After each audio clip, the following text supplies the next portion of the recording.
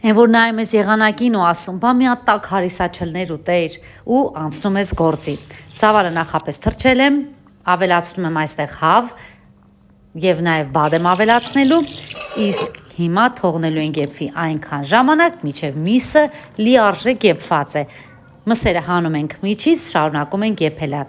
բայց հենց սկսում ենք խառնել, ուրեմն պետք է անդադար խառնել, որպեսզի տակը չկտնի, միջև կստացվի ահա այսպիսի զանգված։ Շիլայանման զանգված պետք է ստանանք։ Ուրեմն հարիսայի ծավալն արդեն եփված է։ Այստեղ պետք է ավելացնենք արդեն ոսկորներից առանձնացրած, կաշիներից հեռացրած հավի միսը, աղը ճաշակի ու խառնում ենք այնքան ժամանակ, մինչև կդառնա միասեր զանգված։ Բադի միսը ես այստեղ չեմ ավելացրել, այն առանձին կմատուցեմ։ Երբ արդեն միասեր զանգված ենք ստացել, կարող ենք մատուցել,